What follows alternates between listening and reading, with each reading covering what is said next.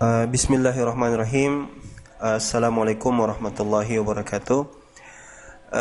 Ikhwani fillah, alhamdulillah kita bersyukur pada Allah Subhanahu wa taala karena karunia dan nikmatnya lah sehingga kita masih bisa berjumpa, masih diberikan kita nikmat nafas dan melanjutkan kehidupan kita.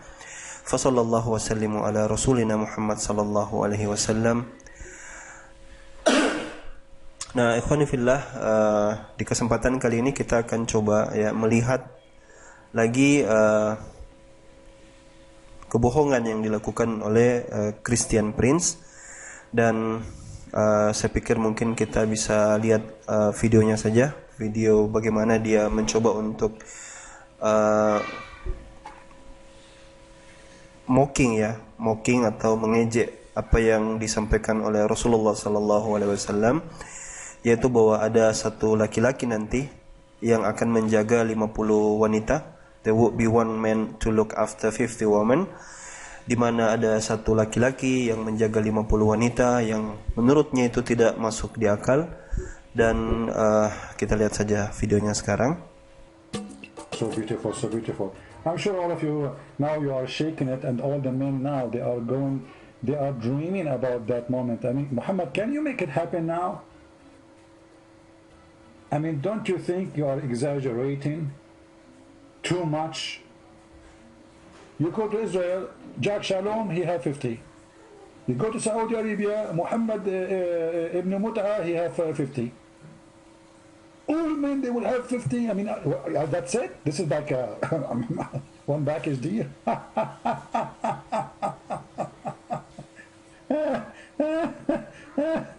Must be true. Must be true. Oh boy. And here, you know, I ask myself, because if you ask yourself here, who is the one who in control of the number of gender according to Muslims? Allah. Okay. So Allah will make the gender of the women way more, 50 to 1. Question, Muslims, why? Nah, itulah ya, sekilas saja saya tampilkan ya bagaimana dia intinya kadang-kadang dia cuma ingin menyampaikan satu pesan, tapi pesan yang dia sampaikan itu kebanyakan isinya itu poinnya satu tapi lebih banyak ejekannya, kayak hal-hal yang sebenarnya di dalam diskusi atau di dalam penyampaian itu tidak penting ya, karena yang penting itu apa yang Anda ingin sampaikan. Nah, yang poin yang penting yang dia ingin sampaikan sebenarnya bahwa menurut dia ini adalah sesuatu prophecy atau ramalan yang menurutnya tidak masuk di akal ya. Dia membantah itu dari narasi yang dia bangun. Narasi yang pertama, ikhwani fillah, adalah bahwasanya di dalam hadis ini ya satu orang menikahi 50 wanita. Itu narasi yang pertama yang dia bangun. Dan sebenarnya kalau kita baca hadisnya, hadis ini sahih ya, ada di dalam Sahih Muslim dan juga ada di dalam Sahih Bukhari. Nah, kalau kita baca hadisnya, saya perbesar dulu. Kata-kata menikah itu sama sekali tidak ada.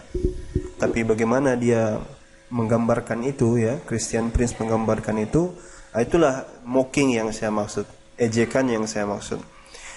Padahal kalau dia paham agama dan dia baca, dia akan sadar bahwasanya apa yang dia sampaikan itu salah, atau memang dia tidak tahu sama sekali tentang takhrijul hadis, ya, ilmu tentang penelitian hadis. Nah, banyak orang-orang non-muslim yang tidak punya basic ilmu yang seperti ini, sehingga mereka sering miskonsepsi, salah paham tentang hadis dan bagaimana seharusnya didudukkan hadis itu. Nah, sekarang kita lihat hadisnya. Dalam hadis ini dikatakan ya, Rasulullah SAW bersabda, Inna min ashratis sa'a ayyarfa'al ilm wa yadhharul jahal. Bahwasanya salah satu tanda-tanda daripada akan datangnya hari kiamat, ya, hari kiamat ini, dan kita semua percaya bahwa akan datang hari kiamat. Yang tanda yang pertama adalah ayyarfa'al ilm wa yadhharul jahal. Ilmu diangkat dan kebodohan atau kejahilan itu merata. Ya, artinya orang-orang itu nanti sudah tidak belajar lagi, ya, jauh daripada ilmu agama, dan sehingga nampak kejahilan, ya. Lebih banyak orang yang tidak paham daripada yang paham. Lebih banyak orang yang tidak mengerti daripada yang mengerti. Dan ini sudah semakin nampak di dunia zaman sekarang. Wa yafsau zina, ya, dan juga akan tersebar zina, ya, orang berhubungan intim tanpa pernikahan, ya, kata Nabi SAW. Wa yushrabul khamar, orang kemudian terbiasa juga minum-minum keras, minum khamar dan sebagainya. Itu adalah ciri-ciri yang sebenarnya sudah mulai nampak, dan bahkan juga mungkin sudah nampak di tengah kita.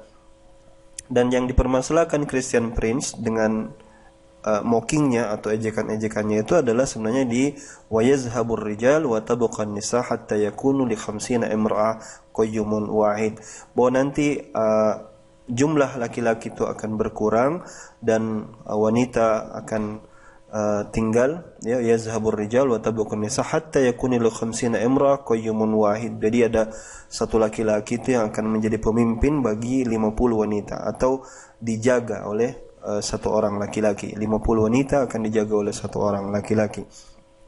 Nah, kalau misalnya orang itu belajar takhrijul hadis, karena ini masalah yang dipermasalahkan. Yang pertama, tidak ada kata menikah di situ, ya. Bahwasanya ini bukan satu laki-laki menikahi banyak wanita di akhir zaman sampai 50. Tidak seperti itu. Ya. Tidak ada narasi seperti itu narasi yang dibuatnya sendiri.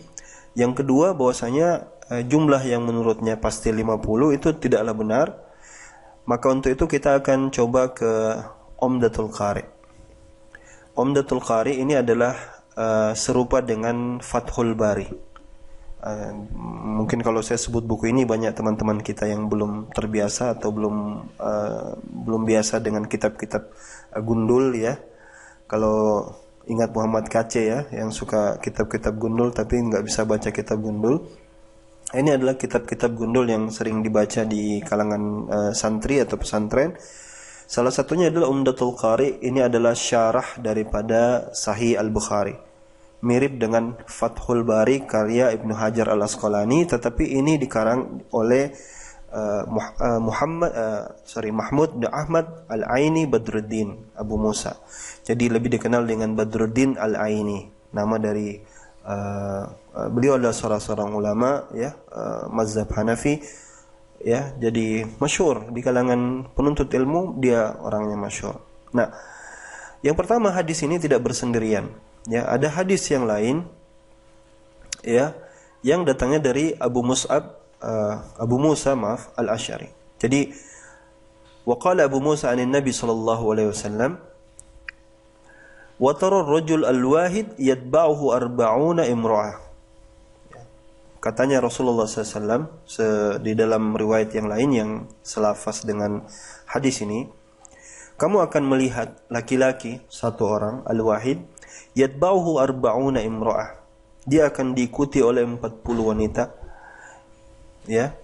Yaluzna bihi min qillatir rijal wa kasratin nisa. Yaluzna bihi min qillatir rijal wa kasratin. Mereka wanita-wanita itu akan yaluzna, dikarenakan sedikitnya lelaki dan banyaknya wanita.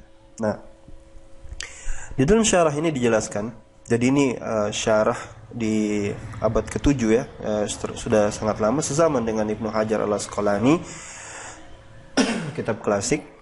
Di sini dijelaskan tentang hadisnya itu. Yang pertama, bahwasanya di dalam riwayat itu ada yang mengatakan niswah, ada yang mengatakan imra'ah. Jadi ada riwayat berbunyi imra'ah, ada yang mengatakan niswah, ya, arba'una niswah atau arba'una imra'ah. Itu yang pertama. Nah, tapi yang menarik adalah arti dari yaluzna ini. Apa arti yaluzna? Perempuan itu yaluzna bihi min qillatir. Jadi apa yang wanita-wanita itu yaluzna kepada satu orang laki-laki itu. Nah, di sini dikatakan yaluzna min ladza yaluzu lauzan bizzal, dengan huruf zal. Jadi kata yaluzna itu dasar katanya adalah dari kata laza yaluzu lauzan. Dan artinya adalah idza iltaja'a bihi wa dhamma istighatha. Ya. Jadi Apa makna iltaja'a bihi wa dhamma istighatsa ikhwani fillah? Meminta perlindungan.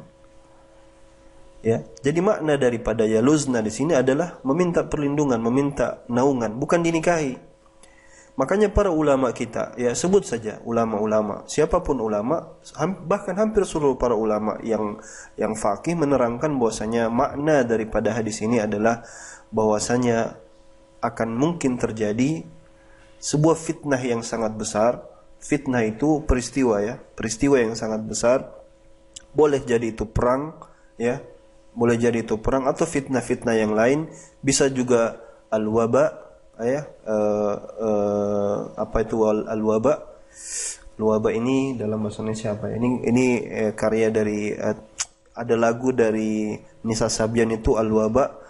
Al-waba itu ini yang kayak corona ini, ya Allah, astagfirullah, apa namanya lagi? Wabah ya, sudah jadi bahasa Indonesia, masya Allah. Saya lupa. Wabah ya, wabah. Jadi kayak wabah atau wabah yang kata para ulama bisa jadi hanya menimpa wabah penyakit yang mungkin hanya menimpa kaum lelaki sehingga jumlah mereka berkurang. Wallahu a'lamu bissawab. Kita tidak tahu perkara gaib itu sampai detail-detailnya. La ya'lamul ghaiba illallah. Tidak ada yang tahu hal gaib itu kecuali Allah. Tetapi indikasi bahwasanya Rasulullah sallallahu alaihi wasallam itu menerangkan bahwasanya satu laki-laki, kemudian ada mungkin 40 atau 50, ya, para ulama mengatakan itu menunjukkan ada banyak wanita nanti yang meminta perlindungan kepada satu orang laki-laki.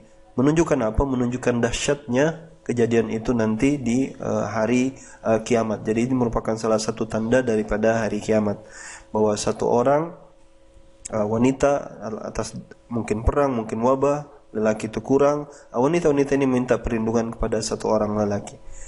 Jadi beberapa ulama menerjemahkan bahwa itu bagian dari kerabat, ya, seperti di dalam ini al-qurabat, ya, kerabat dari kalangan kerabat, ya, mungkin sepupu kita, tante kita, mungkin anak kita, anak tante kita, itu perempuan-perempuan yang dekat dengan kita. Akhirnya karena peristiwa yang sangat besar itu, perang mungkin atau wabah itu, mereka meminta perlindungan pada kita. Minta kita menjadi pemimpinnya yang menentukan perkara di tengah mereka dan seterusnya. Dan pengertian istighatsah itu sudah dipakai bahkan di dalam bahasa Indonesia, ya. Istighatsah itu para kiai NU sering melakukan istighatsah. Istighatsah artinya minta tolong, minta perlindungan. Dan minta perlindungan itulah yang dimaksudkan di dalam hadis ini. Dan juga hadis ini ya luzna, bahwasanya wanita-wanita itu adalah minta perlindungan.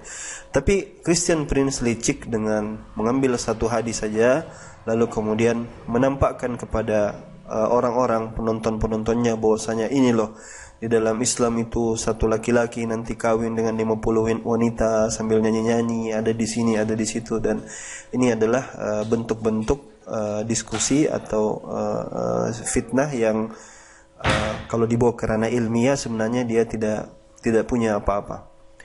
Nah sekarang biar adil, sekarang kita akan ke kristologi. Yang pertama, kalau kita bicara tentang hal-hal yang bizarre, saya menyebutnya bizarre, itu adalah sebuah hal yang agak aneh, ganjil lah menurut saya. Itu kisah itu banyak. Sebelum saya masuk ke ramalan di dalam pihak Kristen. Misalnya Yesus yang lapar, ya. Kalau kita lihat di dalam Markus 11 sampai 12 sampai 14, di ayat 12 sampai 14, di mana Yesus itu kelaparan, ya. Dia lihat ara itu sudah berdaun tapi tidak ada apa-apa di pohon itu, tidak berbuah. Maka yang dia lakukan adalah mengutuk pohonnya. Ya, tidak ada buah, yang disalahkan pohon, akhirnya dikutuk. Tetapi padahal dia bisa membuat 5 roti dan 2 ikan itu cukup untuk dimakan 5.000 orang. Ada hal yang sebenarnya secara fair, ya, kalau kita jujur, ini agak weird, agak aneh. Dan teman-teman Kristen boleh menjelaskan itu, kok bisa seperti itu. Di satu sisi dia bisa untuk melakukan itu, kenapa dia tidak lakukan, justru malah mengutuk pohon, Bisa saja dia membuat pohonnya itu menjadi berbuah, ya. Tapi kenapa malah pohonnya yang dikutuk? Beberapa teman-teman Kristen menganggap itu perumpamaan dan lain sebagainya. Saya ya wallahu a'lam bishawab, kita serahkan ke mereka. Hal yang word juga yang kedua, misalnya di dalam Yeskiel, dia bagaimana Tuhan menyuruhnya untuk memakan gulungan, ya, scroll, ya. Jadi ini firman Tuhan, gulungan kitab dimakan lalu pergi berbicara. Ini adalah suatu yang juga word, ya, kalau kita anggap itu sebagai keganjilan. Tapi Christian Prince mungkin tidak membaca kitabnya, tetapi membaca Bible. Harusnya dia bantah dulu apa yang ada di dalam kitabnya, baru kemudian dia juga coba untuk menerangkan pihak yang milik Muslim. Yang aneh adalah juga di dalam Yesaya misalnya, bagaimana Nabi itu telanjang, ya, lihat, tidak pakai sendal dan seterusnya. Ini adalah aneh juga, bagaimana Nabi itu berjalan telanjang, ya. Lalu kemudian juga kisah yang sedikit, kalau ini di Perjanjian Baru, ya, di Kisah Para Rasul, bagaimana kisah Ananias. Mungkin sudah ada yang tahu Ananias dan Safira yang mati karena nabinya itu, ya, Petrus, ya. Ya, kita Rasul, ya, kita bisa mereka sebutnya Rasul, membuatnya mati. Dan ini memang agak sedikit aneh kalau kita dengar bagaimana mereka menjual sebidang tanah, kemudian sebidang tanah itu mereka berbohong lah bahasanya, berbohong yang mengakibatkan mereka mati, ya. Hanya karena berbohong mereka kemudian mati dua-dua, gitu. Kemudian di Keluaran juga misalnya ini, bagaimana kisah yang word juga yang besar, kisah yang sedikit ganjil juga, bagaimana Tuhan itu ingin membunuh, ya, berikhtiar untuk membunuh Musa. Jadi Tuhan punya niat membunuh Musa, dan akhirnya istrinya selamatkan itu dengan kulit, ya, kulit khitan, ya, kulit khitan. Kalau di sini khotan, harusnya kulit khitan mungkin maksudnya, kulit sunat, ya, anaknya. Bagaimana juga Yosua, ya, menghentikan matahari, jadi matahari itu berhenti, ya. Matahari berhentilah di atas Gibeon dan engkau bulan di atas lembah Ayalon. Ya, kita tahu bagaimana tidak mungkin juga matahari dan bulan itu tampak dalam satu waktu, ya. Tapi ya biarkanlah teman-teman Kristen kita yang menjelaskan itu. Saya ingin menunjukkan bahwasanya kisah word atau bazar itu banyak sekali, dan ini hanya beberapa saja di antaranya. Saya bahkan bisa munculkan banyak lagi. Misalnya juga bagaimana syarat untuk, ya, Daud itu menjadi raja, ya, dan jadi menantu, maksud saya itu harus membunuh, ya, 200 orang Palestina, dan tidak hanya itu, dia juga harus mengambil kulit daripada kemaluan mereka. Masya Allah, ini kisahnya. Dan juga seperti bagaimana Elisa, ya, yang diejek sama anak-anak kecil, ya, diejek dan akhirnya dibully, bahasanya dibilangi botak, dan akhirnya keluar 2 ekor beruang yang membunuh 42 anak itu, dan itu adalah bentuk-bentuk cerita-cerita word yang besar sebenarnya dalam Bible atau dalam Alkitab. Tapi karena yang disinggung oleh Christian Prince ini adalah sebuah ramalan, maka saya ingin perlihatkan kepada teman-teman sekalian, ini ada sebuah buku.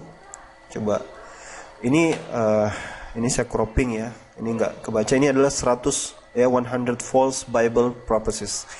Ada 100 ramalan di dalam Alkitab yang salah, ya.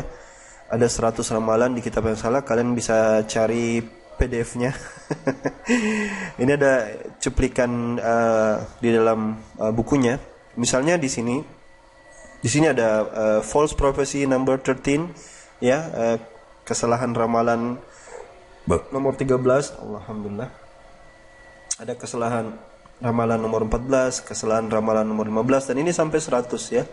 sampai 100 buah. Nah, kita akan coba lihat saja yang 1 dan 2 ini, nanti yang lain mungkin kalau perlu ya. Karena saya pikir ini hanya untuk menunjukkan saja bahwasanya ramalan yang jelas-jelas bagi seperti yang disampaikan Christian Prince itu adalah ramalan yang belum terjadi.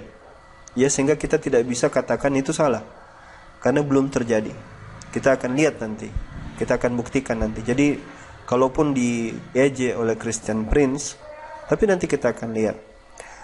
Tetapi apa yang disampaikan di dalam buku ini, di karangan daripada Robert Collins, itu menjelaskan apa yang memang sudah terjadi. Jadi bukan lagi ramalan yang akan terjadi, tapi ramalan yang sudah terjadi dan terbukti gagal.